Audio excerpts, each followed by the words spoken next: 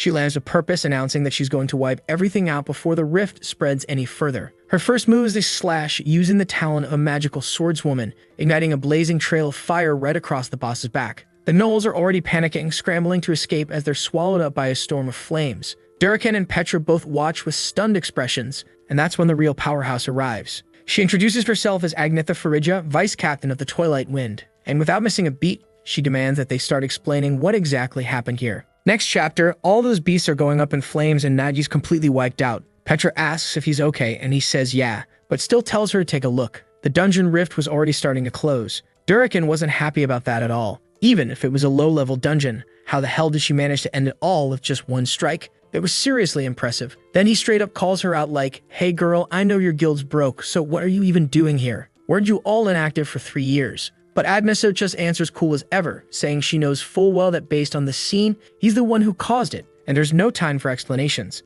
There's no way a mithril rank adventurer would have failed like that, so he must have done it on purpose. Durrican just wants to know if she's really trying to start a fight, but even though he's acting all confident, inside he's panicking, thinking she's one of those people he always wanted to face off against at least once, just not like this. That slash that split the island in two left him drained. Plus, his master had given strict orders not to stir up trouble, and on top of that, he'd already achieved the main goal, so there's really no reason to fight. He throws the sword over his shoulder and starts walking away. Agnesa asks if the loser's really gonna run off, but he tells her not to get the wrong idea. He's a smart adventurer. He knows that in this situation, victory isn't guaranteed. He already got what he came for, so he's leaving. But Nero calls him out, telling him to stop lying. Everyone knows he wasn't just trying to trigger a dungeon break. He was hiding something, especially after trying to kill him. But the bastard pulls out the lamest excuse ever, saying there must have been some curse in the dungeon that made people not in his party look like enemies, that attacking their team was never the intention. He just thought they were monsters. If they wanted to check it out, they could go back in and see for themselves. It's just a shame the dungeon already closed, right guys?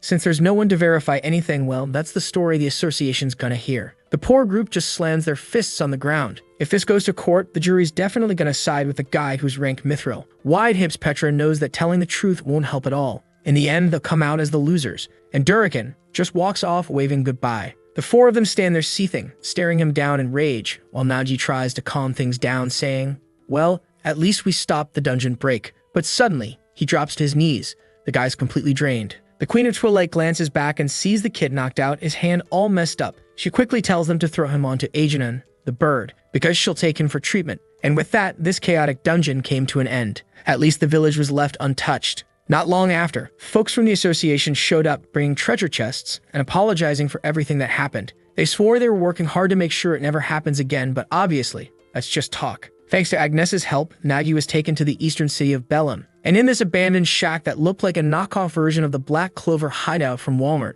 Yeah, that was actually Agnesa's base. Nagi wakes up there. Man, doesn't he look like a girl with that long, soft hair? Petra's sitting next to him. He gets up all groggy, not knowing where he is. He calls out for the inspector, and she jumps up right away, already asking how he's feeling. The rest of the crew's all there too, clinging to him, grabbing his face, saying they thought he was dead, but he just wants to know where he is. The last thing he remembers is seeing that berserk guy running away. They tell him, this is the Twilight Crew's base. Agnes had even hired a priestess to heal him. Nagi says now it all makes sense. That's why he's not feeling any pain, and everyone else looks fine too. They reply that it's nothing big for first-rank adventurers. But come on, this was their very first adventure. Destra then says that, yeah, for a first time, that was one hell of a journey. But when he saw how happy the villagers were, he finally understood what being an adventurer is really about. He's all smiley thinking about the little flower girl. For them, it was just a dungeon raid for glory, but for the people